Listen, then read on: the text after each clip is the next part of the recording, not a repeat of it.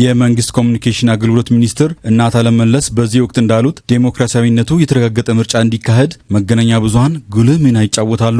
በመሆኑም መገናኛ ብዙሃን በቅድመ ምርጫ፣ በምርጫ ዕለትና በድህረ ምርጫ ወቅት ፍትሐዊ ሽፋን በመስጠት ፈጣንና ትክክለኛ መረጃ ለመራጩ ህዝብ ማድረስ እንደሚጠበቅባቸው አሳስበዋል። በተለይም በድምጽ መስጫ ዕለት ሚዲያዎች ሙያዊ ስነምግባርን መጠበቅ፣ መረጃን ከትክክለኛ የዲሞክራሲ ተቋማት ብቻ መጠቀምና በቅንጅት ኢትዮጵያን ማጉላት እንደሚገባቸው አስገንዝበዋል። ህዝቡን ትኩረት አድርገን እስከ መጨረሻው ድረስ ህግና ማዕቀፉን ከጠበቅንና እነዚህ ለዚህ ስራ ተብለው የተቋቋሙ ሌጋል ኢንስቲትዩሽንስ በህጋዊ ማዕቀፍ ቢሄቭ አድርገን ከሄድን ሙያዊ ዲሲፕሊን ከጠበቅን በእኛ በኩል ያለው አጥር ተደላድሏል። በምንም አይነት ሁኔታ ፕሮሚነንት የሆነ ጉዳይ ኢትዮጵያ ነች የሚለው ነው እንጂ ከእውነትና ከመርህ ጋር ከጠረባችሁት ኢትዮጵያ እየመረጠች መሆኑን ማሳየት ይቻላል። ስለዚህ በጋራ እንሰማራ ነው። የመንግስት ኮሙኒኬሽን አገልግሎት ሚኒስትር ዴኤታ ከበደ ደሲሳ በበኩላቸው ኢትዮጵያ የምታካሂደው ዲሞክራሲያዊ ምርጫ ለሀገራዊ ህልውና እጅግ ወሳኝ መሆኑን ገልጸዋል። ይህ ምርጫ በተለይም ከኢትዮጵያ ብሔራዊ ጥቅም በተቃራኒው ለተሰለፉ አካላት ትልቅና ግልጽ መልእክት የሚያስተላልፍ መሆኑን አስገንዝበዋል። የመንግስት ኮሙኒኬሽን አገልግሎት ሚኒስትር ዴኤታ ተስፋውን ጎበዛይ መገናኛ ብዙሃን ይህንን የኢትዮጵያ ህዝብ ዲሞክራሲያዊ አካሄድ በፍጥነትና በጥራት በመዘገብ አገራዊ ኃላፊነታቸውን ሊወጡ እንደሚገባ አመላክተዋል። ምርጫው የስልጣን ለሌሎች ሀገራት የስልጣን ፉክክር አንዱ ፓርቲ ሌላውን የሚተካበት አይነት አድርገን ልናየው እንችላለን። ለኛ ግን ከዛ በላይ ነው። ከስልጣን ፉክክር በላይ መሆኑን መረዳት ያስፈልጋል። እኛ ገና ብዙ ነገሮች ይቀሩናል። ብዙ አገራዊ መግባባቶች ያስፈልጉናል።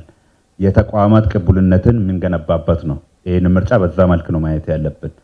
ያለ ምርጫ ስልጣን መያዝ አይቻልም ብለን የዲሞክራሲ ባህልን የምንገነባበት መሆኑን ማሰብ ያስፈልጋል። ኢዜአ ያነጋገራቸው የተለያዩ የመገናኛ ብዙሃን ኃላፊዎች ለሰባተኛ ጠቅላላ ምርጫ በቅድመ ዝግጅት ምዕራፍ ያሳዩትን ቁርጠኝነት በምርጫው ዕለትም በመድገም ለዲሞክራሲ እድገት የሚጠበቅባቸውን ኃላፊነት እንደሚወጡ ገልጸዋል። የኢትዮጵያ ብሮድካስቲንግ ኮርፖሬሽን ኢቢሲ የምርጫ ዴስክ ጸሐፊ ገናናው ለገሰ ሚዲያው በቀሪዎቹ ጥቂት ቀናት ውስጥ ነጻ፣ ፍትሐዊና ዲሞክራሲያዊ ምርጫ እንዲካሄድ የተጣለበትን ሀገራዊ ኃላፊነት በከፍተኛ ትጋት እንደሚወጣ አረጋግጠዋል። የፋና ሚዲያ ኮርፖሬሽን የይዘት ዘርፍ ምክትል ዋና ስራ አስፈጻሚ አላዛር ታደለ ሰባተኛው ጠቅላላ ምርጫ በአገሪቷ የዲሞክራሲ ልምምድ ውስጥ አዎንታዊና ታሪካዊ አሻራ እንዲያኖር ሚዲያው ከቅድመ ዝግጅት ጀምሮ በስፋት መስራቱን ገልጸዋል። በዚህ ሂደት ውስጥ ኢትዮጵያ ስለሆነች አሸናፊ የምትሆነው ያለውም ሀብት የኢትዮጵያ ሀብት ነው። በጋራ አምጥተ ነው በጋራ የምንሰራ ነው የሚሆነው። ለዚያም ደግሞ ከተለያዩ መገናኛ ብዙሃን ጋር ከወዲሁ በጋራ ስራ ጀምረናል። ቅድመ ምርጫው በጣም የተሳካ ነበር።